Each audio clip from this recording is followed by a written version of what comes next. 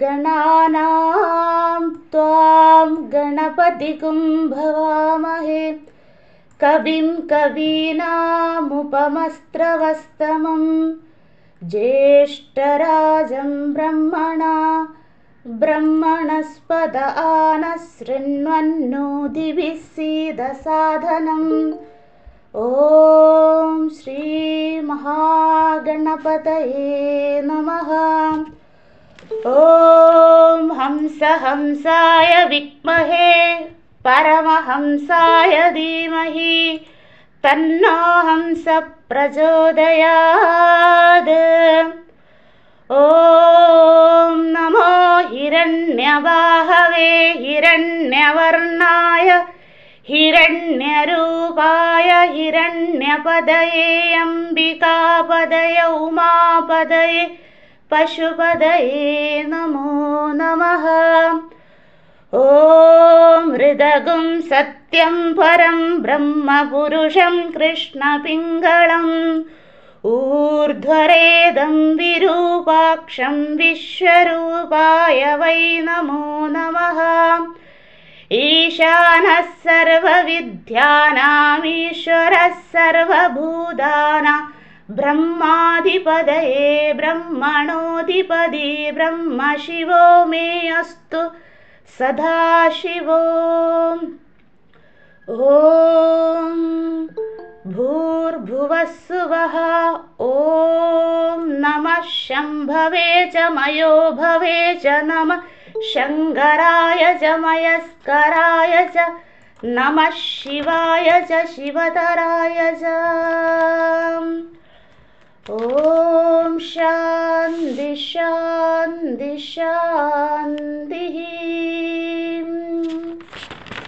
ॐ सहनाववतु सहनौ भुनक्तु सह वीर्यं करवावहे तेजस्विनावधीतमस्तु मा विद्विषावहे।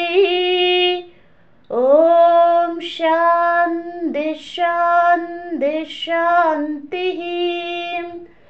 ॐ शं नो मित्रः शं वरुणः शं नो भवत्वर्यमा शं न इन्द्रो बृहस्पतिः शं नो विष्णुरुक्रमः।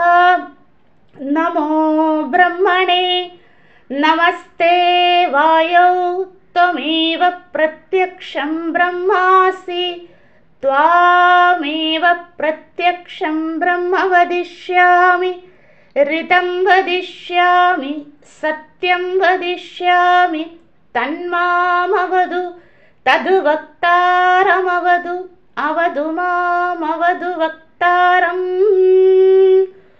ॐ शान्ति शान्ति शान्तिः।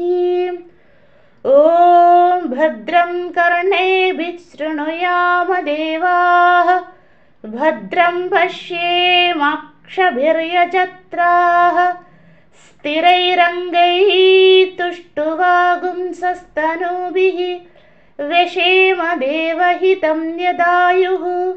स्वस्ति न इन्द्रो वृद्धस्रवाः स्वस्ति नः पूषा विश्ववेदाः स्वस्ति नस्तार्क्ष्यो अरिष्टनेमिः स्वस्ति नो बृहस्पतिर्दधातु।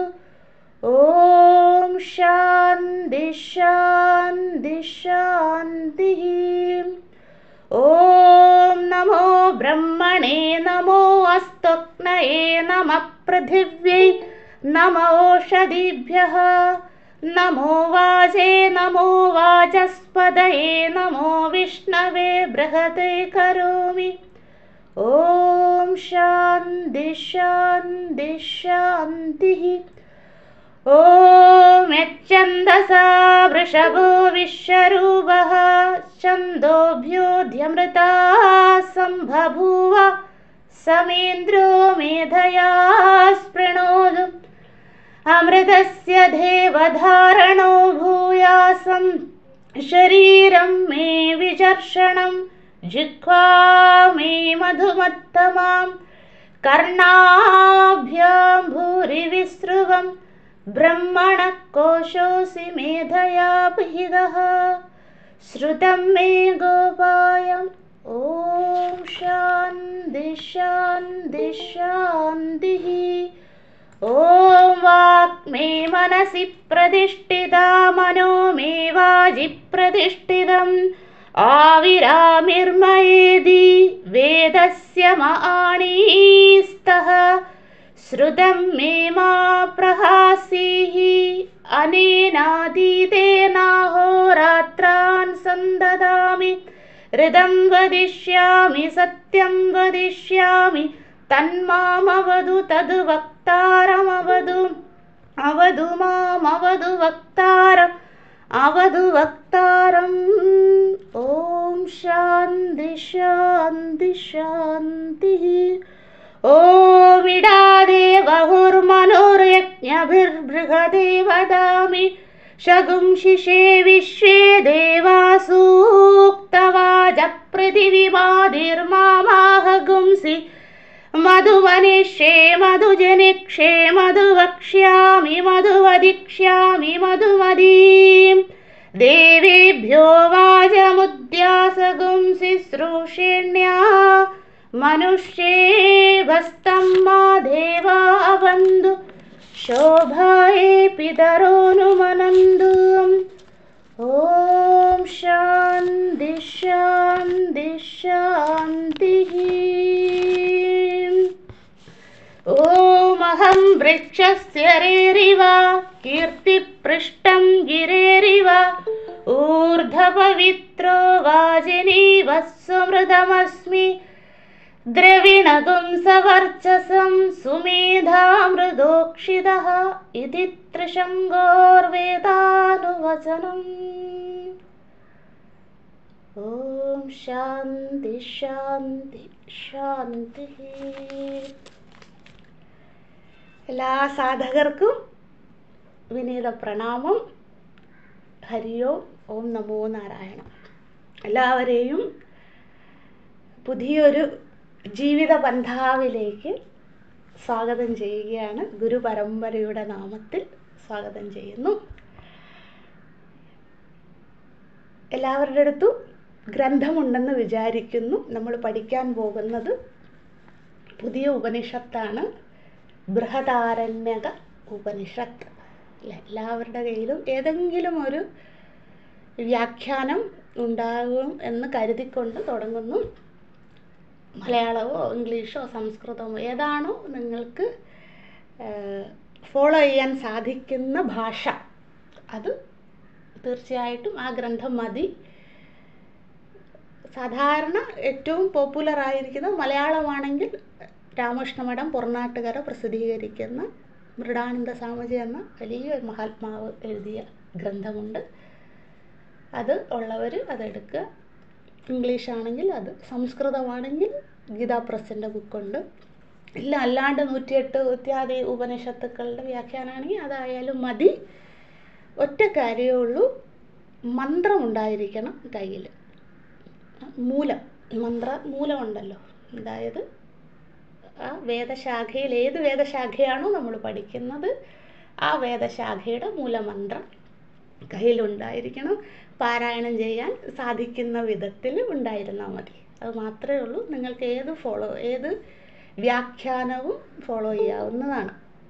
പിന്നെ മറ്റൊരു കാര്യം, നോട്ട് ബുക്കും പേനയും ഉണ്ടായിരിക്കണം. കാരണം ഒരുപാട് നമുക്ക് എഴുതാനുണ്ടാകും, ഒരുപാട്. അതുകൊണ്ട് എപ്പോഴും തെളിയുന്ന ഒരു പേനയിൽ എഴുതാൻ പറ്റുന്ന ഒരു ബുക്കും ഉണ്ടായിരിക്കണം. അത് നമ്മളുടെ അസറ്റാണ്. ഇനി നമ്മൾ എങ്ങനെയാണോ വീട്ടിൽ ഡോക്യുമെൻറ്റ്സ് ഒക്കെ സൂക്ഷിച്ച് വെക്കുന്നത് അത്രയും ഭദ്രതയോടുകൂടി നമ്മളുടെ ജീവിതത്തിൽ വേണ്ടത്. അതുകൊണ്ട് ഞാൻ വളരെ റിപ്പീറ്റ് ചെയ്ത് പറയുള്ളൂ. അതുകൊണ്ട് വൃത്തിയായിട്ട് എഴുതണം, വായിക്കാൻ പറ്റണം. ഇനി അടുത്ത തലമുറ, നിങ്ങളുടെ മക്കളോ പേരക്കുട്ടികളോ എടുത്ത് നോക്കുമ്പോൾ അവർക്ക് എന്താണ് വായിക്കാൻ സാധിക്കണം. അപ്പോൾ അതുകൊണ്ട് വൃത്തിയായിട്ട് എഴുതണം. മന്ത്രം എഴുതാൻ സാധിക്കുന്നവരും മന്ത്രങ്ങൾ എഴുതുക, എപ്പോഴെങ്കിലും സമയം കിട്ടുന്ന പോലെ. ഇനി ഇടയ്ക്കിടയ്ക്ക് അവധി വരും, അപ്പോഴൊക്കെ മന്ത്രം എഴുതാൻ പറ്റുന്ന സാധിക്കുന്നവർ ബുക്കിൻ്റെ ഒരു ഭാഗത്ത് മന്ത്രങ്ങൾ എഴുതി വെക്കുക. മാക്സിമം നമ്മൾ 2 മന്ത്രമേ ഒരു ദിവസം പഠിക്കുകയുള്ളൂ. അത് എഴുതി വെക്കുക. അതിൻ്റെ ഒരു ഭാഗത്ത് അല്ല അതിൻ്റെ താഴെയായിട്ട് എന്താണോ എനിക്ക് ഓർത്ത് വെക്കാൻ സാധിക്കാത്തത്, കുറിച്ച് വെക്കേണ്ടത് ഏതൊക്കെയാണോ അത് കുറിച്ച് വെക്കാനായിട്ട് കുറച്ച് സ്ഥലം വിടുക. അത് എല്ലാവരും ചെയ്യുന്നതാണ്, എങ്കിലും ഇത് പറയേണ്ടത് എൻ്റെ കടമയായതുകൊണ്ട് പറയുകയാണ്. പിന്നെ മറ്റൊരു കാര്യം, തുടക്കത്തിൽ തന്നെ ഞാൻ ഇത് തുടങ്ങുന്നതിന് മുമ്പേ പറഞ്ഞിരുന്നു, എങ്കിലും വീണ്ടും പറയുകയാണ്, വളരെ സ്ലോയിലേ പോവുള്ളൂ. അത്രയും ക്ഷമയുള്ളവർ മാത്രമേ ഇതിനു വേണ്ടി ഈ സാഹസത്തിന് മുതിരാവും. വലിയൊരു സാഹസത്തിലേക്ക് നമ്മൾ പോവുകയാണ്. ആ സാഹസത്തിന് വേണ്ട ധൈര്യം എന്നത് ക്ഷമയാകുന്ന ഔഷധമാണ് വേണ്ടത്, അല്ലേ? എനിക്ക് ഇത് എത്ര നാളെടുത്താലും ഞാനിത് ശ്രദ്ധയോടെ ശ്രവിക്കാൻ തയ്യാറാണ്. അല്ലാണ്ട് ഞാൻ ഒരാഴ്ച കഴിഞ്ഞ് ഇത് ഇട്ടിട്ട് പോകുന്ന പരിപാടിക്കില്ല.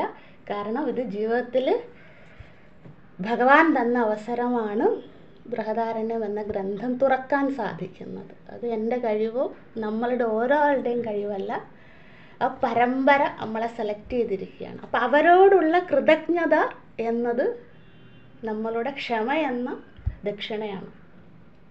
ഒന്നുകൂടെ പറയാം, പരമ്പര എന്നെ ഗ്രന്ഥപഠനത്തിനായിട്ട് നിയോഗിച്ചിരിക്കുകയാണ്. അപ്പോൾ എനിക്ക് അവർക്ക് തിരിച്ചു കൊടുക്കാനുള്ള ദക്ഷിണ എന്താണ്? എൻ്റെ ക്ഷമയാവുന്ന ഔഷധമാണ്. അതുകൊണ്ട് വീണ്ടും വീണ്ടും ഞാൻ പറയുകയാണ്, ഒരുപാട് തവണ പറഞ്ഞിട്ടുണ്ട്, പക്ഷേ ഞാൻ പറഞ്ഞുകൊണ്ടേയിരിക്കും. ക്ഷമ നന്നായിട്ട് വേണം. എപ്പോഴാണ് തീരുന്നത്, എന്നാ തീരുന്നത് എന്നുള്ള നമ്മുടെ ഡിക്ഷണറിയിൽ ഡേറ്റേ ഇല്ല. എന്ന് തീർക്കാൻ സാധിക്കും, എന്നാണോ അവർ നിശ്ചയിക്കുന്നത് അന്ന് തീർക്കുക. ഒരു ടാർഗറ്റ് എൻ്റെ മനസ്സിലുമില്ല, നിങ്ങളുടെ ആരുടെയും മനസ്സിലും ഉണ്ടാവാൻ പാടില്ല. കാരണം ഒരുപാട് അനുഭവങ്ങളുടെ കൊണ്ട് ഞാൻ പറയുകയാണ്, ക്ഷമ നന്നായിട്ട് വേണം. അപ്പോൾ തുടങ്ങുന്നതിന് മുമ്പ് നമ്മളുടെ പ്രാർത്ഥന, വൈദിക പ്രാർത്ഥന ചൊല്ലിയതും അതിനു വേണ്ടിയാണ്. ഭഗവാനെ എല്ലാ വേദങ്ങളുടെയും വൈദിക പ്രാർത്ഥന നമ്മളിപ്പോൾ ചൊല്ലിക്കഴിഞ്ഞു. അപ്പോൾ ആ സർവവേദത്തിൻ്റെയും സർവശ്രുതി മാതാവിൻ്റെയും അനുഗ്രഹം നമ്മൾക്ക് വേണം. എന്തനുഗ്രഹം? ക്ഷമയാകുന്ന ആ താക്കോല് എപ്പോഴും എൻ്റെ കയ്യിലുണ്ടായിരിക്കണം. അത് ഞാൻ നഷ്ടപ്പെടുത്തില്ല. അതിനു വേണ്ടിയുള്ള അനുഗ്രഹം എപ്പോഴും ഉണ്ടായിരിക്കണം. പിന്നെ മറ്റൊരു പ്രാർത്ഥന എന്താണ്? എനിക്കിത് ശ്രദ്ധയോടുകൂടി എന്താണോ ഗുരു പരമ്പര പറഞ്ഞു തന്ന പാഠ്യപദ്ധതി എന്താണോ അതിൽ നിന്നും താഴെ പോകാണ്ട് ശ്രദ്ധയോടുകൂടി ശ്രവണം ചെയ്യും. ഒരാവർത്തിയെങ്കിലും എൻ്റെ ഈ പ്രായത്തിൽ, എൻ്റെ ഈ ആരോഗ്യത്തിൽ, എൻ്റെ ഈ ശരീരത്തിൽ ഇരുന്നു കൊണ്ട് ശ്രദ്ധയോടുകൂടി ഏകാഗ്രതയോടുകൂടി ശ്രവിക്കുവാൻ സാധ്യമാകണേ എന്നുള്ള പ്രാർത്ഥന. എല്ലാവരും ആ സങ്കല്പം എടുക്കുക. ഞാനത് ഒരാവർത്തിയെങ്കിലും ഈ ജന്മം പഠിക്കാൻ സാധിക്കണേ, ഒരാവർത്തിയെങ്കിലും ഈ മന്ത്രം എൻ്റെ നാവ് കൊണ്ട് ഉച്ചരിക്കാൻ സാധിക്കണേ. അതിനുള്ള ആരോഗ്യം ഭഗവാനെ തരണേ. ഞാൻ ഉപേക്ഷിച്ചാലും പരമ്പര എന്നെ ഉപേക്ഷിക്കാതെ ഉപനിഷത്ത് പഠനം നടത്തുവാൻ സാധ്യമാകണം. ഒരുപാട് വിഘ്നങ്ങൾ നമുക്കുണ്ടാവും, ഉണ്ടായിക്കൊണ്ടേയിരിക്കും, ഇനി ഉണ്ടാവുകയും ചെയ്യും, അല്ലേ? അതാണ് ജീവിതം എന്ന് പറയുന്നത്. അപ്പോൾ ആ ജീവിതത്തിൽ നമ്മൾ ഈ സാഹസത്തിലേക്ക് പുറപ്പെടുമ്പോൾ ഒന്നുമില്ല എൻ്റെ കയ്യിൽ, ഞാൻ ഒന്നുമില്ലാണ്ട് നീന്താനായിട്ട് തുടങ്ങുകയാണ്. അപ്പോൾ ആരുടെ സഹായം വേണം? ഭഗവാന്റെയും ഗുരു പരമ്പരയുടെയും. അതിന് ആ സഹായം ഇങ്ങോട്ട് കിട്ടാനായിട്ട് ഞാൻ എന്താ അങ്ങോട്ട് കൊടുക്കുന്നത്? എൻ്റെ ക്ഷമയാകുന്ന ഔഷധം അല്ലേ? അല്ലെങ്കിൽ ആ ദക്ഷിണ നമ്മൾ സമർപ്പിക്കാൻ പോവുകയാണ്. എല്ലാവരും സങ്കല്പം എടുക്കുക, സമഷ്ടിയായിട്ട് എനിക്ക് ഇത് പഠിക്കാൻ സാധിക്കണേ എന്നുള്ള. നിങ്ങൾ ചെയ്യുന്നതാണ്, ഒരുപാട് പേര് ചെയ്യുന്നതാണെന്ന് എനിക്കറിയാം. പക്ഷേ വീണ്ടും വീണ്ടും ഓർമ്മപ്പെടുത്തുക മാത്രമാണ് ഞാൻ ചെയ്യുന്നത് അല്ലേ? ഈ 2 കാര്യമാണ് ഓർമ്മിപ്പിക്കാനുള്ളത്. ഒന്ന്, സമയം ചോദിക്കരുത്, എപ്പോഴാണ് തീരുക എന്നുള്ളത്. 2, സങ്കല്പം, എനിക്കിത് പഠിക്കാൻ സാധിക്കണേ എന്നുള്ള സങ്കല്പം അല്ലേ? ഇത് 2ഉം പറഞ്ഞുകൊണ്ട് നമ്മൾ 7:15 തിങ്കൾ മുതൽ വെള്ളി വരെ ക്ലാസ് അല്ലേ? ശനി ഞായർ നമുക്ക് അവധി. ഇടയ്ക്കിടയ്ക്ക് ഓരോ അധ്യായം കഴിയുമ്പോഴും അവധി തരാം. നമ്മൾ ഓരോ അധ്യായം കഴിയുമ്പോഴും കുറച്ച് ദിവസം, കാരണം എങ്കിലേ നമ്മൾക്കിതൊന്ന് ദഹനം നടക്കണമല്ലോ. അപ്പം നമ്മൾക്ക് അതിന് ഒരു സമയം കൊടുക്കണം. പശുവൊക്കെ അയവിറക്കുന്നത് പോലെ നമ്മൾ എന്താണോ യാജ്ഞവൽക്യ മഹർഷി നമുക്ക് പറഞ്ഞു തരാൻ പോകുന്നത്, അത് അയവിറക്കാനായിട്ടുള്ള സമയവും തീർച്ചയായിട്ടും ഉണ്ടാകും. അതുകൊണ്ട് ഓരോ അധ്യായം, നമ്മൾ 6 അധ്യായങ്ങളിലേക്കാണ് പോകുന്നത്. അതിൽ ഓരോ അധ്യായം കഴിയുമ്പോഴും പിന്നെ നമ്മളിൽ മറ്റൊരു സവിശേഷത, ബൃഹദാരണ്യ ഉപനിഷത്തിൻ്റെ ഉപാസനാ ഭാഗങ്ങൾ നമ്മൾ എങ്ങനെയാണോ ചാന്തോക്യം പഠിച്ചത് അല്ല, ചാന്തോക്യം പഠിക്കാൻ നമുക്കൊരു 8-9 മാസം 10 മാസത്തിനടുത്ത് എടുത്ത്.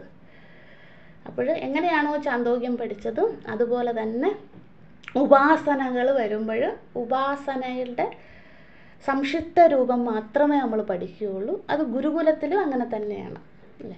ആശ്രമങ്ങളിലും പഠിക്കുന്ന രീതി അങ്ങനെ തന്നെയാണ്. എന്തുകൊണ്ടെന്ന് അറിയാം നിങ്ങൾക്ക്, അറിയാത്തവർക്ക് വേണ്ടി പറയുകയാണ്. നമുക്ക് പുതിയതായിട്ടൊരു ഉപാസന തുടങ്ങി അത് പൂർത്തീകരിക്കുവാനുള്ള സാഹചര്യമില്ല അല്ല. നമ്മൾ 12 വയസ്സിലെ ഗുരുകുലത്തിൽ ചേരണമായിരുന്നു, അത് നമ്മളെ കൊണ്ട് സാധിച്ചില്ല. അതുകൊണ്ട് എന്താണ്, എല്ലാവരിലേക്കും ശാസ്ത്രം എത്തണം, എല്ലാവരും ഉപാസന ചെയ്യണം, എല്ലാവരും ഉപനിഷത്തെന്ന മഹത്തായ തത്വശാസ്ത്രത്തെ അല്ലെ ആധ്യാത്മിക വിദ്യയെ, മോക്ഷവിദ്യയെ എല്ലാവരിലേക്കും എത്തണം.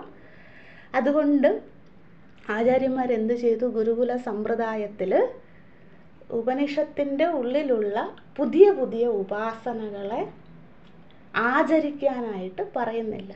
അതിനുള്ള അനേകം വിഘ്നങ്ങളുള്ളത് കൊണ്ട് പുതിയതായിട്ട് ഒരെണ്ണം ആചാരം തുടങ്ങണമെങ്കിൽ നമ്മൾ പഴയതൊക്കെ നിർത്തി വെക്കേണ്ടി വരും അല്ലേ? അപ്പോൾ അതുമില്ല ഇതും ഇല്ലാണ്ടായി പോവും. അതുകൊണ്ട് എന്ത് പറയുന്നു, ഭഗവാൻ ശങ്കരാചാര്യ സ്വാമികളാണ് ഈ ഒരു പദ്ധതി ഉണ്ടാക്കിക്കൊണ്ട് വന്നത്.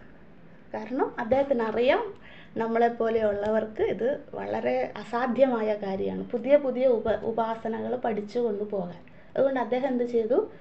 ഉപനിഷത്തുക്കളിൽ പരാമർശിക്കുന്ന ഉപാസനകൾ നിങ്ങൾ അതിനെക്കുറിച്ച് അറിയുക, അതിൽ നിന്ന് എന്തുപാസനയാണോ നമ്മൾ ഇത്രയും കാലം ചെയ്തുകൊണ്ടിരുന്നത് അത് തുടരുക അല്ലേ? ഏത് ഉപാസന ആയിക്കോട്ടെ, അതിൽ നമ്മളെ സംബന്ധിച്ച് സങ്കല്പം എന്താണ്? ഭഗവാനെ അല്ലെങ്കിൽ ഗുരു പരമ്പരയോടുള്ള പ്രാർത്ഥന എന്താണ്? ഞാൻ ഉപാസന ചെയ്യുന്നത് എനിക്ക് ഭൗതികമായ ഒരു നേട്ടത്തിനും വേണ്ടിയല്ല, എനിക്ക് സാമ്പത്തികമായ ഒന്നും വേണ്ട, അല്ലെങ്കിൽ സ്ഥാനമാനങ്ങൾ വേണ്ട, ഒന്നും വേണ്ട അല്ലേ? എനിക്ക് സ്വർഗാദി ലോകങ്ങൾ പ്രാപ്തി വേണ്ട,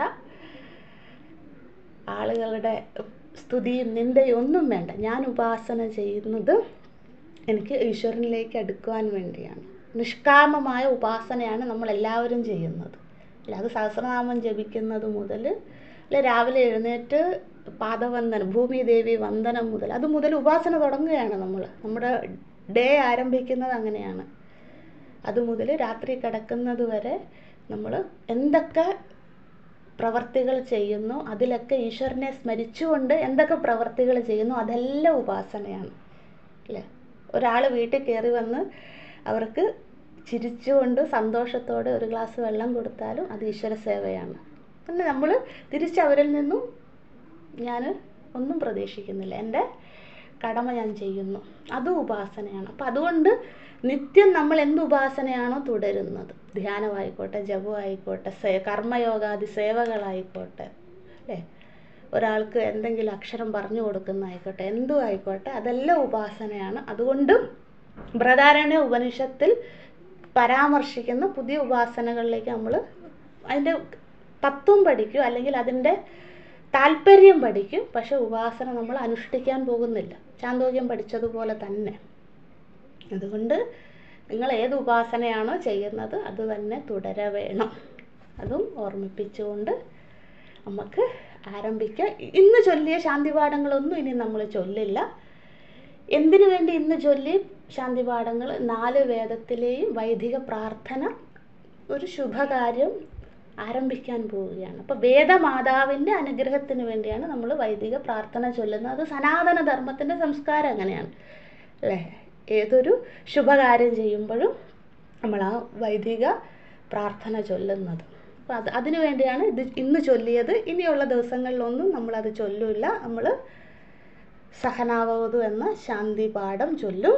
പിന്നെ നമ്മൾ പഠിക്കാൻ പോകുന്ന ഏത് വേദശാഖയാണോ ആ വേദശാഖയുടെ ശാന്തിപാഠം ചൊല്ലും. പിന്നെ ഗുരുപരമ്പരാ ശ്ലോകങ്ങൾ നമുക്കറിയാം, സദാശിവ സമാരംഭ എല്ലാവർക്കും അറിയാവുന്ന തന്നെ, ആ കോമൺ ആയിട്ടുള്ളതേ ചൊല്ലുകയുള്ളൂ അല്ലേ? പിന്നെ ഓം നമോ ബ്രഹ്മാദിഭ്യോ അത് ചൊല്ലും. കാരണം എന്താണ്? ആ ഭഗവാൻ നാരായണൻ ബ്രഹ്മാജിക്ക് കൊടുത്ത അറിവ് പരമ്പരയായിട്ട് എനിക്ക് കിട്ടി അല്ലേ? അസ്മദാചാര്യൻ വരെയുള്ള അവർക്കെല്ലാവർക്കുമുള്ള പ്രാർത്ഥനയായിക്കൊണ്ട് അതും ചൊല്ലും. അത്രയേ ഉള്ളൂ അല്ലേ? എല്ലാവർക്കും അറിയാം. അത് നമ്മൾ കോമൺ ആയിട്ടുള്ളതേ നാളെ മുതൽ ചൊല്ലുകയുള്ളൂ.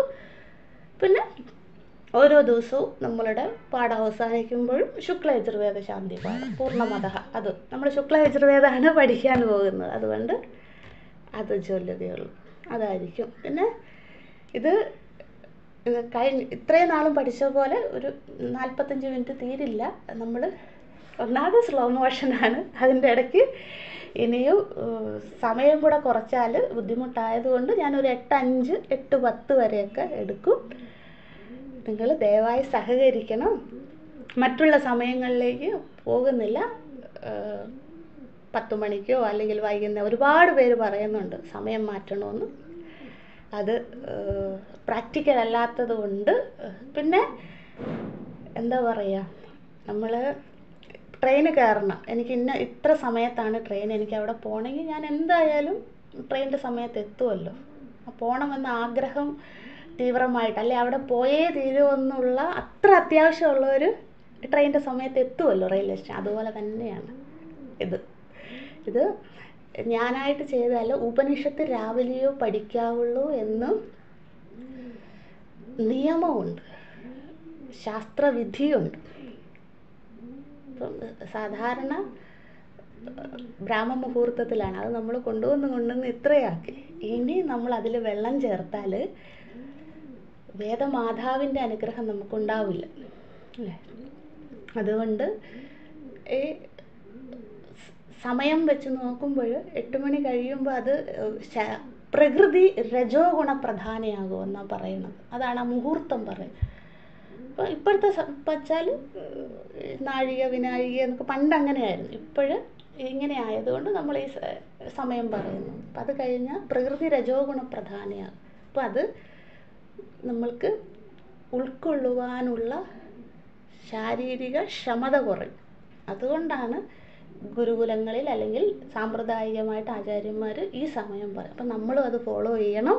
അതുകൊണ്ടാണ് ഈ സമയത്ത് തന്നെ വെക്കുന്നത്. ഒരുപാട് പേര് പറഞ്ഞിട്ടും അത് മാറ്റാത്തത് നമ്മൾക്ക് പരമ്പരയോടുള്ള കൃതജ്ഞത കൊണ്ടാണ്. അവർ പറയുന്നത് ഫോളോ ചെയ്യുക, അല്ലെങ്കിൽ നമ്മൾ ഇതിലേക്ക് വരേണ്ട കാര്യമില്ലല്ലോ.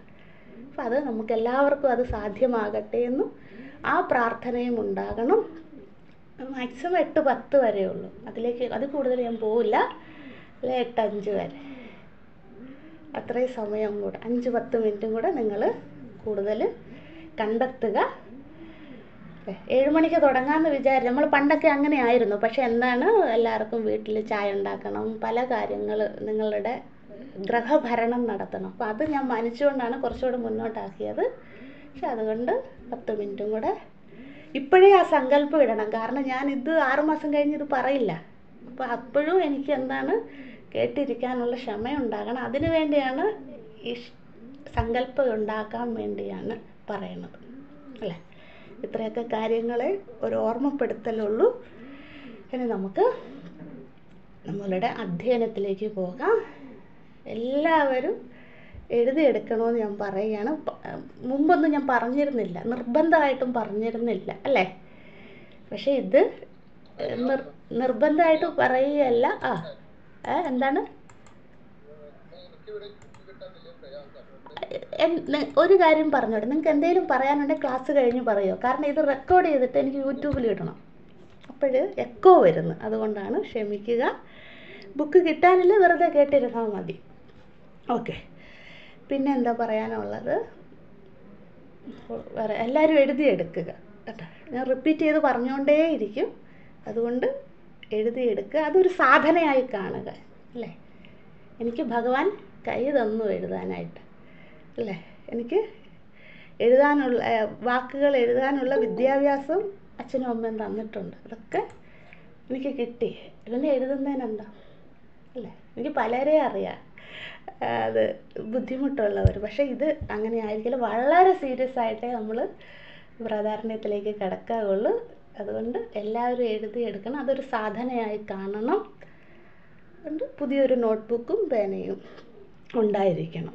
എനിക്കിത്ര വയസ്സായി, ഇനി ഞാൻ അങ്ങനെയൊന്നുമില്ല. നമ്മളെല്ലാവരും ഇന്നു മുതൽ 12 വയസ്സുള്ള ബ്രഹ്മചാരിയോ അല്ലെ ബ്രഹ്മചാരിണിയോ ആയ ഗുരുകുല വിദ്യാർത്ഥിയാണ്. ആ വിദ്യാർത്ഥി ഭാവം ഇന്നു മുതൽ, എന്നാണോ ഇത് തീരുന്നത്, 2025 2026 എപ്പോഴാണോ തീരുന്നത്, അന്ന് വരെ ഞാൻ ആരാണ്? യാജ്ഞവൽക്യ മഹർഷിയുടെ ശിക്ഷയാണ്. ഞാൻ വിദ്യാർത്ഥിയാണ് ഗുരുകുലത്തിൽ. അപ്പോൾ എന്താണോ അദ്ദേഹത്തിന് വേണ്ടത് ഞാനത് ചെയ്തിരിക്കും. അതിന് ഞാൻ തയ്യാറാണ്. നമുക്ക് ആരംഭിക്കാം. ഓം നമഃ പരമഋഷിഭ്യോ നമഃ പരമഋഷിഭ്യോ നമഃ പരമഋഷിഭ്യഃ. എല്ലാ ഗുരുക്കന്മാരുടെയും പാദങ്ങളിൽ സാഷ്ടാംഗം പ്രണമിച്ചുകൊണ്ട് എനിക്ക് മനസ്സ് തരണേ, പഠിക്കുവാനുള്ള മനസ്സ് തരണേ, ശ്രദ്ധയോടെ ശ്രവിക്കാനുള്ള എനിക്ക് ആരോഗ്യം തരണേ, ഇത് കേൾക്കുവാനുള്ളതെന്ന് പ്രാർത്ഥിച്ചുകൊണ്ട് നമുക്ക് ആരംഭിക്കാം. എഴുതിക്കോളൂ.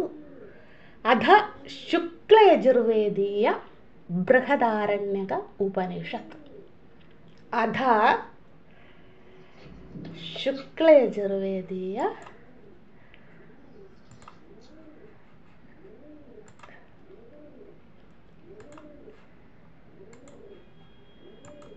ബൃഹദാരണ്യക ഉപനിഷത്ത്.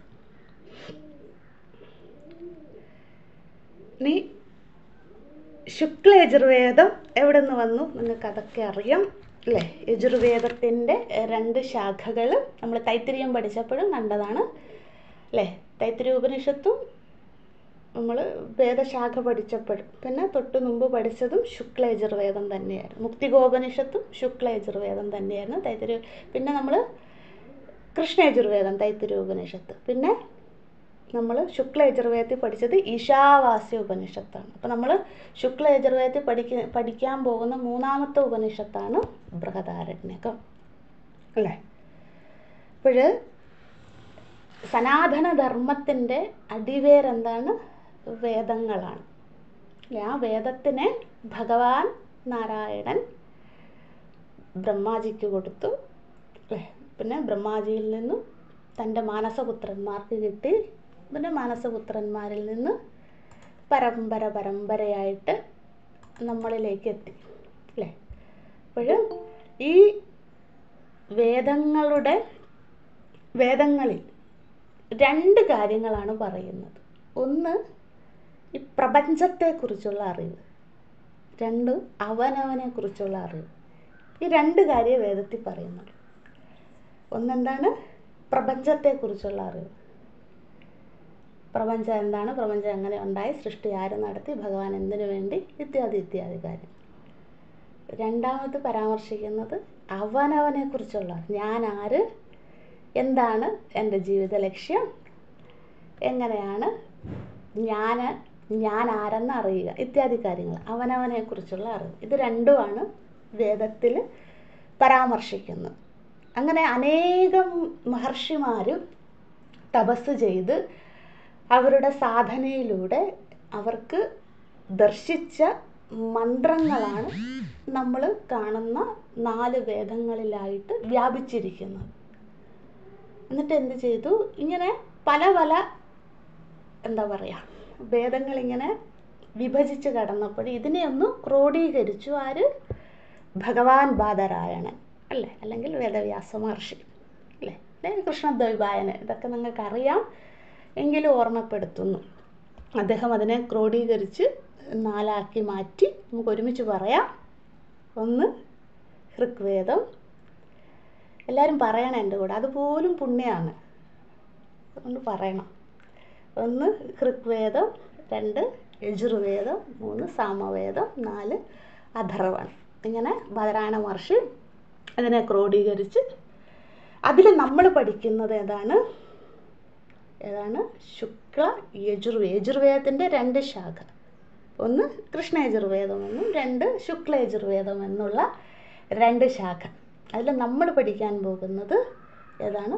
ശുക്ല യജുർവേദ ശാഖയിലുള്ള ഉപനിഷത്തായ ബൃഹദാരണ്യകം എന്ന പേരാണ്, അല്ലെ ഉപനിഷത്താണ്. അപ്പോൾ ഈ 4 വേദങ്ങളും സംരക്ഷിക്കുവാനായിട്ട് വേദവ്യാസ മഹർഷി എന്ത് ചെയ്തു? ഇതിനെ തൻ്റെ 4 പ്രധാന ശിഷ്യന്മാർക്ക് കൊടുത്തു.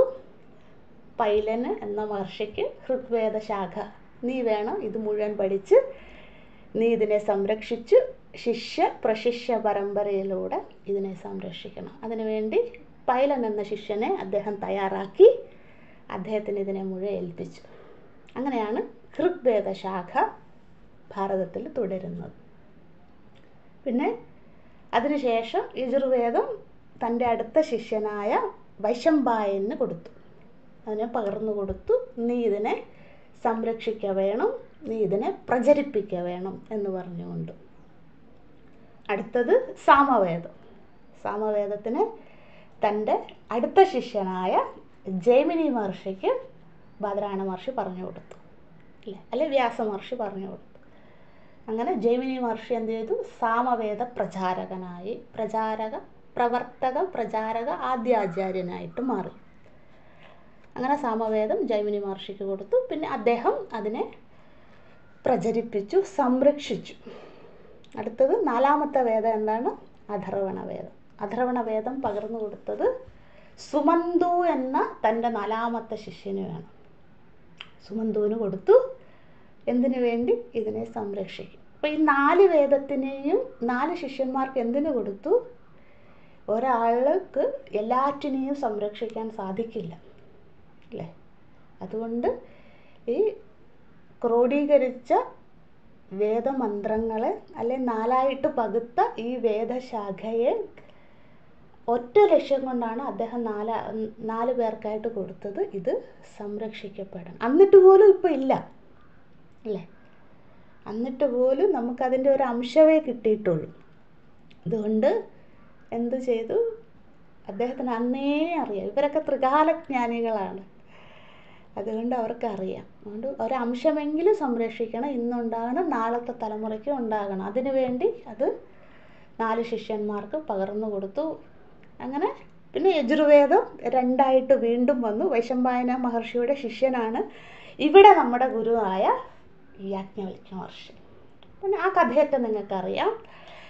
വൈശമ്പായന മഹർഷി രാജാവിനെ സംരക്ഷിക്കാൻ പോയത്, അങ്ങനെ ബ്രഹ്മഹത്യാ പാപമുണ്ടായി. യാജ്ഞവൽക്യ മഹർഷി അതിനെ എതിർത്തു. അങ്ങ് മഹർഷിയല്ലേ, അങ്ങ് ഗുരുനാഥനല്ലേ, അങ്ങ് എന്താണോ വേദവ്യാസ മഹർഷി പറഞ്ഞ അത് അങ്ങ് ചെയ്യണ്ടേ, യജുർവേദ സംരക്ഷകനല്ലേ, അതല്ലേ അങ്ങയുടെ പ്രഥമധർമ്മം, അല്ലാണ്ട് അങ്ങ് രാജാവിനെ രാജകുമാരനെ സംരക്ഷിക്കാൻ പോലല്ലല്ലോ അങ്ങയുടെ ധർമ്മം, ഇതല്ലേ എന്ന് ശിഷ്യൻ ചോദിച്ചു. യാജ്ഞവൽക്യ മഹർഷി അതിലും കേമനായിരുന്നു. അപ്പോൾ അത് ഇഷ്ടപ്പെട്ടില്ല. മഹാത്മാക്കളാണെങ്കിൽ അവർക്ക് ഈ കോപത്തിനെ അടക്കുക എന്ന് പറയുന്നത് വളരെ പെട്ടെന്ന് സ്പോണ്ടേനിയസ് ആയിട്ടുണ്ടാകുന്നതാണ് ഇതൊക്കെ. അപ്പോൾ അതിനെ നിയന്ത്രിക്കുക എന്നത് പ്രയാസകരമാണ് മഹാത്മാക്കൾക്ക് പോലും എന്ന് ഓർമ്മിപ്പിക്കുകയാണ് ഈ കഥ. അങ്ങനെ ഇത് രണ്ടായിട്ട് വന്നു. കൃഷ്ണയജുർവേദമെന്നും ശുക്ലയജുർവേദമെന്നും അതിന് പേരുണ്ടായി അല്ലേ. യജുർവേദം പിന്നെ ശുക്ലയജുർവേദത്തിനെ ആര് സംരക്ഷിച്ചു? നമ്മളുടെ യാജ്ഞവൽക്യ മഹർഷി. പിന്നെ കൃഷ്ണയജുർവേദം വൈശമ്പായന മഹർഷി, പിന്നെ അദ്ദേഹത്തിൻ്റെ പരമ്പര. അതിൽ കുറച്ച് അങ്ങോട്ടും ഇങ്ങോട്ടും മന്ത്രങ്ങളുടെ ക്രോഡീകരണത്തിന് മാറ്റമുണ്ട്. താല്പര്യം യജുർവേദത്തിൻ്റെ താല്പര്യം ഒന്ന് തന്നെയാണ് അല്ലേ. ഉപാസനകൾ പറയുന്നു, പിന്നെ കർമ്മകാണ്ഡങ്ങൾ പറയുന്നു, ജ്ഞാനകാന്ഡം ഇത്യാദി കാര്യങ്ങളൊക്കെ. മന്ത്രത്തിൻ്റെ നമ്മൾ പുതിയ ഭാഷയിൽ പറഞ്ഞ അലൈൻമെൻ്റ് എന്ന് പറയില്ലേ, അത് അങ്ങോട്ടും ഇങ്ങോട്ടും ഒക്കെ വേറെയാണ്.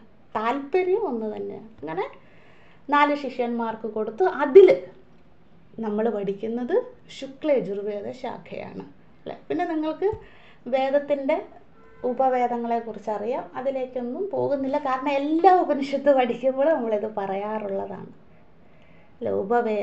4 ഉപവേദങ്ങൾ. ഋഗ്വേദമാണെങ്കിൽ ആയുർവേദമാണ് ഋഗ്വേദത്തിൻ്റെ ഉപവേദം. യജുസ് ആണെങ്കിൽ ധനുർവേദമാണ് അതിൻ്റെ ഉപവേദം. സാമവേദമാണ് ഗാന്ധർവവേദം ഉപവേദമായിട്ട്. അഥർവണവേദത്തിൻ്റെ ഉപവേദം ശില്പശാസ്ത്രങ്ങൾ. അങ്ങനെ പോകും. പിന്നെ അതിന് 6 വേദാംഗങ്ങളുണ്ട്. നമ്മൾ മുണ്ടകത്തിൽ പഠിച്ചാണ്. ശിക്ഷാകൽപ്പം, വ്യാകരണം, നിരുക്തം, ഛന്ദസ് എന്ന് പറഞ്ഞാൽ അത് 6 വേദാംഗങ്ങൾ. അങ്ങനെയാണ് വേദത്തിൻ്റെ ഘടന എന്ന് പറയുന്നത്.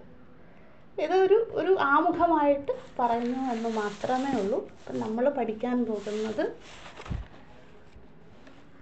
ശുക്ലയജുർവേദീയ ബൃഹദാരണ്യക ഉപനിഷത്താണ്. ശുക്ല യജുർവേദീയ ബൃഹദാരണ്യക ഉപനിഷത്ത് അല്ലേ. നമുക്ക് യജുർവേദം എന്തെന്ന് കണ്ടു. നമ്മൾ മുക്തികോപനിഷത്ത് പഠിച്ചപ്പോഴും പൂർണ്ണമതഃ എന്ന ശാന്തിപാഠം ശുക്ലയജുർവേദത്തിലായതുകൊണ്ട് ശുക്ലയജുർവേദം എങ്ങനെയാണ് രണ്ടായിട്ട് മാറിയത്, യജുർവേദം എങ്ങനെയാണ് രണ്ടായിട്ട് മാറിയതെന്നൊക്കെ നമ്മൾ കണ്ടിരുന്നു. അതുകൊണ്ട് അതിലേക്ക് കൂടുതൽ പോകുന്നില്ല. നമുക്ക് ബൃഹദാരണ്യകത്തിലേക്ക് കടക്കാം അല്ലേ. ബൃഹത് എഴുതിക്കോളും. ബൃഹത് അധികം ആരണ്യകം. ബൃഹദാരണ്യം എന്ന വാക്ക് എന്തെന്ന് ആദ്യം നോക്കാം. ബൃഹത്ത് അധികം ഇടില്ലേ, പ്ലസ്. ബൃഹത്ത് അധികം ആരണ്യകം ഇതി ബൃഹദാരണ്യം. ഇതാണ് ബൃഹദാരണ്യം എന്ന വാക്കിൻ്റെ അർത്ഥം. അർത്ഥമല്ല, പദച്ഛേദം. അർത്ഥത്തിലേക്ക് നമുക്ക് പോകാം. ബൃഹത്ത് 2 തായുണ്ട്. ബൃഹത്ത് അധികം ആരണ്യകം ഇതി ബൃഹദാരണ്യകം. വീണ്ടും പറയുന്നത് നിങ്ങൾ എഴുതിക്കോളൂ. നിങ്ങളുടെ ആരോഗ്യം വളരുകയുള്ളൂ, ബുദ്ധി പ്രവർത്തിക്കും അല്ലേ, സൂക്ഷ്മതയുണ്ടാകും, ശ്രദ്ധയുണ്ടാകും, ഇന്ദ്രിയങ്ങൾ പ്രവർത്തിക്കും അല്ലേ. അതുകൊണ്ട് പറ്റുന്നവരൊക്കെ എഴുതിക്കോളൂ. ബൃഹത്ത് അധികം ആരണ്യകം. അതിലേക്ക് വരാം. ബൃഹത്ത് അധികം ആരണ്യകം ഒരുമിച്ച് പറയുന്ന ബൃഹദാരണ്യകം. ഞാൻ പറഞ്ഞല്ലോ ബൃഹത്തെന്നാണെന്ന്. അതിൽ ലോപിക്കും. ലോപസന്ധി എന്ന് പറയും അതിന്. അത് വേണ്ടവർ മാത്രം അറിയണം വ്യാകരണ ശാസ്ത്രത്തിൽ. കൂടുതൽ സന്ധിയിലേക്കൊന്നും പോകുന്നില്ല. ലോപിച്ച് ബൃഹദാരണ്യകമായി മാറും. ലോപിച്ച് ദായാകും. അപ്പോൾ എങ്ങനെയാണ്? ബൃഹദാരണ്യകം എന്നാകും പേര്. ഇനി നമുക്ക് ബൃഹത്ത് എന്ന വാക്കിൻ്റെ അർത്ഥം പഠിക്കാം. ഇപ്പോൾ തന്നെ 8 മണിയായി, വേഗം സമയം പോകുന്നത്. അതുകൊണ്ടാണ് ഞാൻ പറഞ്ഞത് ഇത് സമയമെടുക്കും നമുക്ക്. ഇനി ബൃഹത്ത് എന്ന വാക്കിൻ്റെ അർത്ഥം, ഒന്നാമത്തെ അർത്ഥം, 4 അർത്ഥമുണ്ട്. ബൃഹത്തെന്ന് എഴുതിയിട്ട് അതിൻ്റെ താഴെ ബൃഹത്തെന്ന് എഴുതി അണ്ടർലൈൻ ചെയ്യുക. അതിൻ്റെ താഴെ നമ്പർ 1 ശ്രേഷ്ഠം. ഒന്നാമത്തെ അർത്ഥം ശ്രേഷ്ഠം. ബൃഹത്ത് എന്ന വാക്കിൻ്റെ ഒന്നാമത്തെ അർത്ഥം ശ്രേഷ്ഠ. വെറുതെ എഴുതിക്കോളൂ, ഇതൊക്കെ അവിടെ കിടക്കും. നമ്മൾ എന്തൊക്കെയാണ് ഇവിടെ കൂട്ടി വച്ചിരിക്കുന്നത് അതൊക്കെ നമുക്ക് വാഷ് ഔട്ട് ചെയ്തിട്ട് പുതിയ പുതിയ കാര്യങ്ങളെ നമ്മളുടെ മനസ്സ്, ഇതിന് ശുഭവാസന വളർത്തലെന്നാണ് ശാസ്ത്രത്തിൽ പറയുന്നത്. പുതിയ പുതിയ കാര്യങ്ങൾ നമ്മൾ തലച്ചോറിന് കൊടുത്തുകൊണ്ടേയിരിക്കും. അപ്പോൾ എന്താണ്, പഴയതിനിരിക്കാൻ സ്ഥലമില്ല. അപ്പോൾ നമ്മൾ വേണ്ടതും വേണ്ടാത്തതുമായ അതിനെയൊക്കെ ഉപേക്ഷിച്ചിട്ട് ശുദ്ധത്തിനെ നിറയ്ക്കുകയാണ്. അപ്പോൾ അതുകൊണ്ട് എഴുതിക്കോളൂ. ഒന്നാമത്തെ അർത്ഥം ശ്രേഷ്ഠം, രണ്ടാമത്തെ അർത്ഥം മഹത്ത്.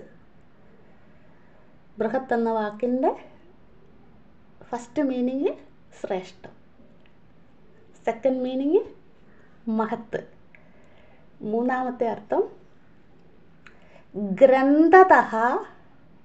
ഗ്രന്ഥതഃ മഹത്ത്. ഗ്രന്ഥതഃ, ഗ്രന്ഥം എന്ന് എഴുതിയില്ലേ, അതിന് വിസർഗം ഇട്ടാൽ മതി. ഗ്രന്ഥം എന്ന് എഴുതിയിട്ട് ഒരു വിസർഗം ഇടുമ്പോൾ ഗ്രന്ഥതഃ എന്നാണ് വായിക്കുക. അല്ലെങ്കിൽ അത് വായിക്കാൻ പറ്റാത്തൊരു താ തന്നെ എഴുതിക്കോളൂ മലയാളത്തിൽ, കുഴപ്പമൊന്നുമില്ല. ഗ്രന്ഥ താ ഹ, ഗ്രന്ഥതഃ മഹത്ത്. ബൃഹത്ത് എന്ന വാക്കിൻ്റെ മൂന്നാമത്തെ അർത്ഥം ഗ്രന്ഥതഃ മഹത്ത്. നാലാമത്തെ അർത്ഥം അർത്ഥതഃ മഹത്ത്. അർത്ഥതഃ, ഇതിൻ്റെയൊക്കെ വ്യാഖ്യാനം നമുക്ക് പോകാം, ജസ്റ്റ് എഴുതിയാൽ മതി. ഇപ്പോൾ അർത്ഥതഃ, അർത്ഥം എന്ന് എഴുതില്ലേ, ആ ഋത്തും അർത്ഥം വിസർഗം ഇടുമ്പോൾ അർത്ഥതഃ. വിസർഗമായിട്ട് വായിക്കാൻ ബുദ്ധിമുട്ടുള്ളവർ തഹ എന്ന് തന്നെ എഴുതിക്കോളും. അർത്ഥതഃ മഹത്ത്. നാലാമത്തെ അർത്ഥം അർത്ഥതഃ മഹത്ത്. എല്ലാവരും എഴുതിയെന്ന് വിചാരിക്കുന്നു. ഒന്നുകൂടെ പറയാം. ഒന്നാമത്തെ അർത്ഥം ശ്രേഷ്ഠം. നിങ്ങൾ എന്നോടൊപ്പം പറയണം, ഇതൊക്കെ ബുദ്ധിയിൽ ഉറയ്ക്കും. അപ്പം ഒന്നാമത്തെ അർത്ഥം ശ്രേഷ്ഠം, രണ്ടാമത്തെ അർത്ഥം മഹത്ത്, മൂന്നാമത്തെ അർത്ഥം ഗ്രന്ഥതഃ മഹത്, നാലാമത്തെ അർത്ഥം അർത്ഥതഃ മഹത്. അല്ലേ? എല്ലാവർക്കും എഴുതാൻ പറ്റുന്നുണ്ടെന്ന് വിചാരിക്കുന്നു. ഇതാണ് ബൃഹത്ത് എന്ന വാക്കിൻ്റെ അർത്ഥം. അല്ലേ? നമ്മൾ പഠിക്കുന്ന ബൃഹദാരണ്യ ഉപനിഷത്തിൽ ഒറ്റ വാക്കാണ് ബൃഹത്ത് എന്നത്. ശ്രേഷ്ഠവും മഹത്വവും ഒക്കെ നിങ്ങൾക്കറിയാം. എന്തുകൊണ്ട് ബൃഹദാരണ്യ ഉപനിഷത്തിൽ ബൃഹത്ത് എന്ന വാക്കിന് ബൃഹത്ത് എന്ന് പറയുന്നു? ഒന്നാമത്തെ കാരണമാണ് അത് വളരെ വളരെ വളരെ ശ്രേഷ്ഠമാണ്. അപ്പം നമ്മൾക്ക് ആ ശ്രേഷ്ഠ ബുദ്ധി ഉണ്ടാക്കണം. ഭഗവാനെ ഇത്രയും ശ്രേഷ്ഠമായ അനുഗ്രഹം എനിക്ക് തന്നല്ലോ, ഞാൻ ബൃഹദാരണ്യ വിദ്യാർത്ഥിയായി, അല്ലേ? ഈ പടിയെല്ലാം കഴിഞ്ഞ്, അല്ലേ, നമ്മൾ പഠിക്കുന്ന 15ാമത്തെ ഉപനിഷത്താണിത്. അപ്പോൾ അത്രയും പടി ചവിട്ടിപ്പിച്ചല്ലോ എന്നെ. ആ ശ്രേഷ്ഠത ഭഗവാനെ എനിക്ക് തന്നല്ലോ, ആ അർത്ഥമാണ് ബൃഹത്ത് എന്നതിന്. ഏറ്റവും ഇതിലും ശ്രേഷ്ഠമായ ജീവിതത്തിൽ ഇനി ഒന്നും കിട്ടാനില്ല അവൾക്ക്. അപ്പോൾ ആ ഗ്രാറ്റിറ്റ്യൂഡ് കൂടി വേണം ഇരിക്കാനായിട്ട്. ഒന്നുകൂടെ പറയാം, ഇതിലും ശ്രേഷ്ഠമായി ഒരു ജീവാത്മാവിന് ഇഹജന്മനി കിട്ടാനൊന്നുമില്ല. അപ്പോൾ നമുക്ക് ഭഗവാൻ അത് തരികയാണ്. അപ്പം ഞാൻ എന്ത് ചെയ്യണം? ആ ശ്രേഷ്ഠത മനസ്സിൽ കൽപ്പിച്ചുകൊണ്ട് ആ ഭാവത്തോടു കൂടി വേണം ഇത് സ്വീകരിക്കാൻ. എങ്കിലേ ഇത് മുഴുവൻ സ്വീകരിക്കാൻ പറ്റുള്ളൂ. അല്ലെങ്കിൽ നമ്മൾ ഒരു മാസം സ്വീകരിച്ചിട്ട് നമ്മുടെ പാത്രം നിറഞ്ഞു പോകും. പിന്നെ എന്താണ്, ഇത് പാത്രം നിറഞ്ഞ് വെള്ളം ഒഴുകുക, ഞാൻ പോവാന്ന് പറഞ്ഞ് പോകും. അപ്പോൾ നമുക്ക് ഡ്രോപ്പായിട്ട് സ്വീകരിക്കാൻ സാധിക്കണം, അല്ലേ?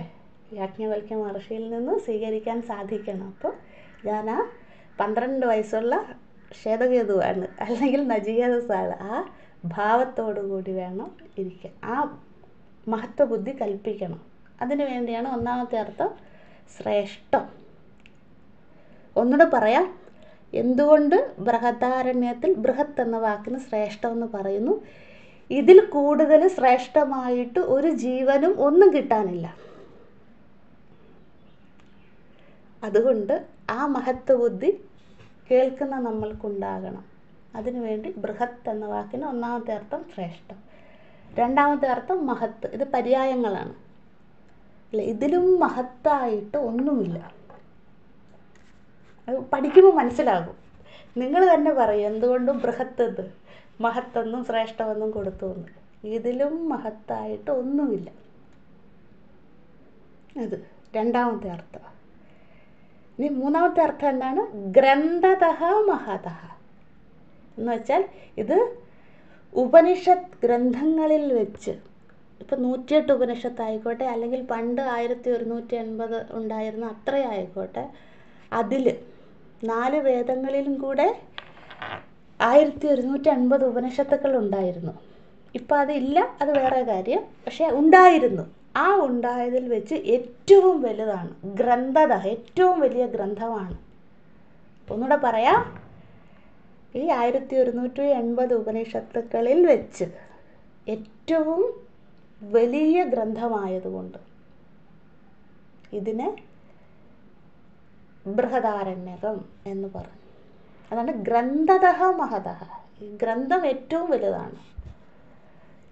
ഇത്രയും മന്ത്രങ്ങൾ വേറെ ഒന്നിലുമില്ല. ചാന്തോകി എടുത്തോളൂ, അല്ലെങ്കിൽ മറ്റേ വലുതായിട്ടുള്ള ബാക്കി പലതും തപ്പിയെടുത്തോളൂ, 108 എണ്ണമെങ്കിലും തപ്പിക്കോളൂ. ഇത്രയും വലുത് വേറെ എവിടെയില്ല. അതുകൊണ്ട് ആചാര്യന്മാരെന്ത് ചെയ്തു? ഈ ഉപനിഷത്തിന് ബൃഹദാരണ്യം എന്ന പേര് കൊടുത്തു. അതാണ് മൂന്നാമത്തെ അർത്ഥം. നാലാമത്തെ അർത്ഥം എന്താണ്? അർത്ഥതഃ മഹത്ത്. അർത്ഥത്തിൽ, ഇതിലെ അർത്ഥം പോലെ ഓരോ അധ്യായം ആയിക്കോട്ടെ, ഓരോ മന്ത്രം ആയിക്കോട്ടെ, അതിലെ അർത്ഥം ഇതിലും മഹത്തായിട്ട് ഇനിയൊന്നും പറയാനില്ലെന്ന്. അതാണ് അർത്ഥതഃ മഹതഃ. ഇതിൽ അത്രയും വിസ്തരിച്ച് യാജ്ഞവൽക്യ മഹർഷി വീണ്ടും വീണ്ടും പറയും. നമ്മളിനി വരും. ജനക മഹാരാജാവിൻ്റെ അടുത്ത് നിന്ന് 100 തവണയാണ് പഠിപ്പിക്കുന്നത്. അപ്പോൾ അത്രയും ക്ഷമയോടുകൂടി രാജാവ് രാജ്യം ഭരിക്കുന്ന ആളാണെന്നാലോചിക്കും. നമുക്ക് അത്രയും ബിസിയൊന്നും അല്ല നമ്മളാരും. ആ രാജ്യം ഭരിക്കുന്ന രാജാവിന് ഈ അർത്ഥത്തെ ക്ഷമയോടെ കേൾക്കാൻ പറ്റുമെങ്കിൽ നമ്മളെ കൊണ്ടും പറ്റും.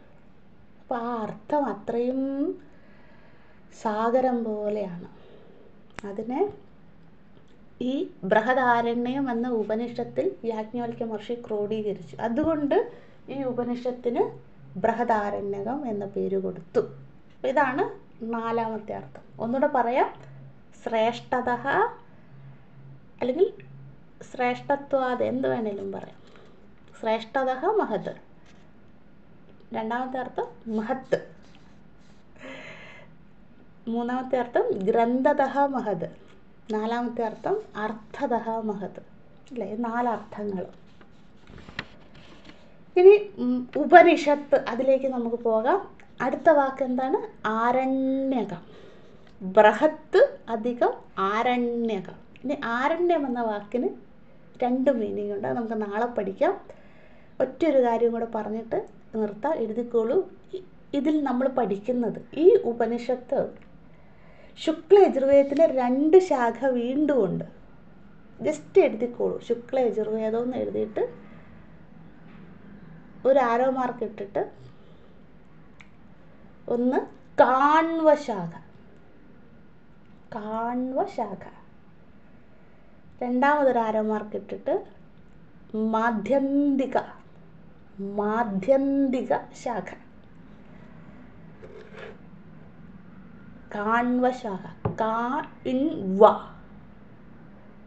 കാണ്വ ശാഖ. രണ്ടാമത്തത് മാധ്യന്തിക ശാഖ. അതായത് ഈ ശുക്ല യജുർവേദത്തിനെ യാജ്ഞവൽക്യ മഹർഷിയുടെ ശിഷ്യന്മാർക്ക് മുഴുവനായിട്ട് ഉൾക്കൊള്ളാൻ പറ്റുന്നില്ല. അത്രയും ബൃഹത്താണത്. അപ്പോൾ യാജ്ഞവൽക്യ മഹർഷി എന്ത് ചെയ്തു? ഇതിനെ വീണ്ടും ഒന്നും കൂടെ ബ്രാഞ്ച് ചെയ്തു, 2ആയിട്ട് വീണ്ടും ചിന്തിച്ചു. അതിന് എന്നിട്ട് ഈ പേര് കൊടുത്തു. എന്ത് ചെയ്തു? നിങ്ങൾ കുറച്ച് സംരക്ഷിക്കൂ, അതിനെ പ്രചരിപ്പിക്കൂ. പിന്നെ മാധ്യന്തിക ശാഖ എന്ന് മറ്റൊരു പേര് കൊടുത്തിട്ട് കുറച്ച് ഭാഗം, പകുതി ഇത്രയേ ഉള്ളൂ. വളരെ സിമ്പിളാണ്. എന്താണ്?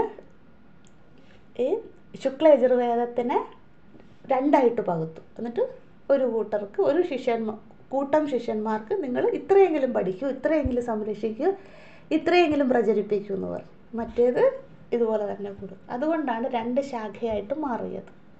അല്ലാണ്ട് വേറെ ഒരു പ്രശ്നങ്ങളും ശിഷ്യന്മാർ തമ്മിലൊന്നുമില്ല. ഇതാണ് കാരണം. അപ്പം നമ്മൾ പഠിക്കുന്നത് കാണ്വ ശാഖയാണ്. നമ്മൾ പഠിക്കുന്നത് കാണ്വ ശാഖ. അപ്പം എന്തായിരിക്കും ഹെഡിങ്? അത ശുക്ലയജുർവേദീയ കാണ്വശാഖ ബൃഹദാരണ്യ ഉപനിഷത്ത്. ഇനി എല്ലാ ദിവസവും നമുക്കിത് പറയാം. അപ്പം നിങ്ങൾക്കിത് ബുദ്ധിയിൽ ഉറച്ചോളൂ. എന്താണ്? അധ ശുക്ലയജുർവേദീയ കാണ്വശാഖ ബൃഹദാരണ്യക ഉപനിഷത്ത്. പേര് കൊടുത്തു എന്നേ ഉള്ളൂ. യാജ്ഞവൽക്യ മഹർഷി കാണുവെന്നും മാധ്യന്തികമെന്നും 2 പേര് കൊടുത്ത് ഇതിനെ സംരക്ഷിക്കാൻ വേണ്ടി. ഇത്രയേ ഉള്ളൂ. നമ്മൾ പഠിക്കുന്ന കാണ്വശാഖയുടെ ഭാഗങ്ങളാണ്. ഇനി നമുക്ക് നാളെ ആരണ്യകം എന്ന വാക്കിൻ്റെ അർത്ഥം പഠിക്കാം, ഉപനിഷത്ത് എന്ന വാക്കിൻ്റെ അർത്ഥം പഠിക്കാം, ശാന്തിപാഠം പഠിക്കാം. ഇത് 3 നാളെ. എന്തൊക്കെയാണ്? ഇന്ന് നമ്മൾ പഠിച്ചത് ബൃഹത്ത് എന്ന വാക്കിൻ്റെ അർത്ഥം മാത്രമേ ഉള്ളൂ. വേറെ ഒന്നും നമ്മൾ ഇന്ന് പഠിച്ചിട്ടില്ല അല്ലേ? ബാക്കിയൊക്കെ നിങ്ങൾക്ക് അറിയാവുന്ന കാര്യങ്ങളാണ്. ഇന്ന് പുതിയതായിട്ട് പഠിച്ചത് ഒറ്റ കാര്യമുള്ളൂ. എന്താണ് ബൃഹദാരണ്യ ഉപനിഷത്തിൽ ബൃഹത്ത് എന്ന വാക്കിൻ്റെ അർത്ഥം എന്താണ്? ഒന്നുകൂടെ പറയാം. ശ്രേഷ്ഠം, മഹത്ത്, ഗ്രന്ഥതഃ മഹത്ത്, അർത്ഥതഃ മഹത്ത്. പറഞ്ഞുകൊണ്ടേയിരിക്കും. അപ്പോൾ എല്ലാവരും ഓർക്കും. പിന്നെ നാളെ നമുക്ക് എന്താണ് ആരണ്യകം, എന്താണ് ഉപനിഷത്ത്, പിന്നെ അതിനുശേഷം ശാന്തിപാഠം. അതിനുശേഷം നമ്മൾ പഠിക്കുന്നത് 6 അധ്യായങ്ങളുടെയും ഇൻഡെക്സ് ആണ്. നിങ്ങൾ ഇത് കഴിഞ്ഞാലും എടുത്ത് നോക്കുമ്പോൾ എന്താ, ഇത്രയാണ് ഞാൻ പഠിച്ചത്, അല്ലെങ്കിൽ ഇത്രയൊക്കെയാണ് ഞാൻ പഠിക്കാൻ പോകുന്നത് എന്നതിൻ്റെ ചെറിയൊരു ബ്രീഫ് ഇൻട്രൊഡക്ഷൻ. അതിന് ഇൻഡെക്സ് നിങ്ങൾ സ്കൂളിലൊക്കെ പഠിക്കില്ല. ഇപ്പോൾ ഊർജ്ജതന്ത്രം നമ്മൾ പഠിക്കും. അതിന് തുടങ്ങുമ്പോൾ എന്താ 10 അധ്യായങ്ങൾ, അതിൻ്റെ പേര് ഇൻഡെക്സ് എന്ന് പറയില്ലേ, അതിന് ശേഷം നമുക്ക് പഠിക്കാം. 6 അധ്യായത്തിൻ്റെയും ഇൻഡെക്സ് പഠിക്കാം. അതിനുശേഷം 1-ാം അധ്യായത്തിലേക്ക് പ്രവേശിക്കുമ്പോൾ ഒരുപാട് സമയമെടുക്കും. അതുകൊണ്ട് പതിയെ നിങ്ങൾ ബുക്കൊക്കെ സംഘടിപ്പിച്ചാൽ മതി പ്രഥമ അധ്യായത്തിലേക്ക് പ്രവേശിക്കണമെങ്കിലും. അതിനുശേഷം നമ്മൾ പ്രഥമ അധ്യായത്തിൻ്റെ മന്ത്രങ്ങളിലേക്ക് പ്രവേശിക്കും. ഈ ആഴ്ച പറ്റുമോ എന്നറിയില്ല. പറ്റുമെങ്കിൽ ചെയ്യാം, ഇല്ലെങ്കിൽ നമുക്ക് വരുന്നത് പോലെ ചെയ്യാം. അപ്പോൾ ഞാൻ ഒന്നുകൂടെ പറഞ്ഞു നിർത്തുകയാണ്. എല്ലാവരുടെയും പ്രാർത്ഥന ഉണ്ടാകണം. ഞാൻ യാജ്ഞവൽക്യ, ഇന്നു മുതൽ ഞാൻ എൻ്റെ പുതിയ ഐഡൻറ്റിറ്റി എന്താണ്? യാജ്ഞവൽക്യ മഹർഷിയുടെ ഗുരുകുല അന്തേവാസിയായ ശിഷ്യയാണ്. ഞാൻ വീട്ടിലിരിക്കുന്നു, ഞാനിവിടെ ഇരിക്കുന്നു, അതൊക്കെ ശരി തന്നെ. മനസ്സുകൊണ്ട് ഞാൻ ആരാണ്? യാജ്ഞവൽക്യ മഹർഷിയുടെ കാണ്വശാഖ പഠിക്കുന്ന ബൃഹദാരണ്യ ഉപനിഷത്ത് വിദ്യാർത്ഥിയാണ്. ആ ഭാവം എനിക്ക് ഇന്നു മുതൽ ഇത് അവസാനിക്കുന്നത് വരെ ഉണ്ടാകണേ. എന്നും ഫ്രഷായിട്ട് കേൾക്കാൻ ഉള്ള അനുഗ്രഹം ഉണ്ടാകണേ എന്നുള്ള പ്രാർത്ഥന. ഇത് ഒരാവർത്തിയെങ്കിലും എനിക്ക് ഈ ജീവിതത്തിൽ, ഈ ജന്മത്തിൽ, ഈ ശരീരത്തിൽ ഇരുന്നു കൊണ്ട് കേൾക്കാൻ യാജ്ഞവൽക്യ മഹർഷിയുടെ അനുഗ്രഹം ഉണ്ടാകണേ എന്നുള്ള പ്രാർത്ഥന ഉണ്ടാകണം. ഞാനും പ്രാർത്ഥിക്കുന്നു. അറിയില്ല എങ്ങനെയാണ് ഭഗവാൻ നയിക്കുക എന്നുള്ളത്. അതുകൊണ്ട് എനിക്ക് ഒരാവർത്തിയെങ്കിലും ഇത് പറയുവാൻ, നിങ്ങളുടെ അടുത്ത് തെറ്റുകൂടാണ്ട് പറയുവാൻ അതിനുള്ള ആരോഗ്യവും മനസ്ഥിതിയും ഭഗവാൻ തരട്ടെ എന്ന് പ്രാർത്ഥിക്കുന്നു. എല്ലാവർക്കും കേൾക്കാൻ സാധിക്കട്ടെ എന്നും പ്രാർത്ഥിക്കുന്നു. പ്രാർത്ഥന നന്നായിട്ടുണ്ടാകണം. ഞാൻ ഒരുപാട് തവണയായിട്ട് ഇത് പറയുന്നത്, ഇതുവരെ ഇങ്ങനെ ഇത്രയും റിപ്പീറ്റ് ചെയ്ത് പറഞ്ഞിട്ടില്ല. കാരണം ഒരുപാട് ഗുരുക്കൾ, ഞാൻ കഴിഞ്ഞ 3-4 മാസം മുമ്പ് കാശിയിൽ പോയിരുന്നല്ലോ, അയോധ്യയ്ക്കൊക്കെ പോയപ്പോൾ അവിടെ ഞാൻ ദക്ഷിണാമൂർത്തി മഠത്തിൽ പോയി. അവിടെ പുണ്യാത്മാവെന്ന് പറഞ്ഞ വലിയൊരു മഹാത്മാവാണ്, സർവ്വവേദ പണ്ഡിതനാണ്. അദ്ദേഹത്തിനെ കണ്ടപ്പോഴും അദ്ദേഹം പറഞ്ഞ ഇതാണ്, അത് പഠിക്കണമെങ്കിൽ അത്രയും പ്രാർത്ഥനയുണ്ടാകണം, ക്ഷമയുണ്ടാകണം. അദ്ദേഹവും ഞാൻ കഴിഞ്ഞ ദിവസവും പറഞ്ഞിരുന്നു, അദ്ദേഹമാണ് എന്നോട് പറഞ്ഞത് 3-ാമത്തെ തവണയാണ് ഇത് കംപ്ലീറ്റ് ചെയ്യാൻ സാധിച്ചതെന്ന്. അപ്പോൾ അദ്ദേഹത്തിനെയൊക്കെ വെച്ച് നോക്കുമ്പോൾ നമ്മൾ ആരുമല്ല. നമ്മളൊരു അണുവാണ്, നമുക്കൊന്നും അറിയില്ല. നമ്മൾ ഈ സാഹചര്യത്തിലേക്ക് മുതിർന്നിരിക്കുകയാണ്. അപ്പോൾ അതിന് നമുക്ക് അനുഗ്രഹം കൂടിയേ തിരികുള്ളൂ. അപ്പോൾ നിങ്ങൾ എന്നും സന്ധ്യാനാമം ചൊല്ലുമ്പോഴോ രാവിലെ എഴുന്നേൽക്കുമ്പോഴോ കുട്ടികൾക്കും മക്കൾക്കും വീടിനും നമ്മുടെ ആരോഗ്യത്തിനും ഒക്കെ പ്രാർത്ഥിക്കുന്നത് പോലെ തന്നെ എനിക്കൊരാവർത്തി ബൃഹദാരണ്യം കേൾക്കാൻ സാധിക്കണമെന്ന് എന്നും പ്രാർത്ഥിക്കണം എന്ന് ഞാൻ വീണ്ടും പറയുകയാണ്. എങ്കിലേ സാധിക്കൂ. അത് പറയുന്നു. എല്ലാവർക്കും അത് സാധിക്കട്ടെ എന്ന് പ്രാർത്ഥിക്കുന്നു. ഓം പൂർണ്ണമദഃ പൂർണ്ണമിദം പൂർണ്ണാത് പൂർണ്ണമുദച്യതേ പൂർണ്ണസ്യ പൂർണ്ണമാദായ പൂർണ്ണമേവാവശിഷ്യതേ. ഓം ശാന്തി ശാന്തി ശാന്തി. ഹരിഃ ഓം ശ്രീ ഗുരുഭ്യോ നമഃ. ഹരിഃ ഓം.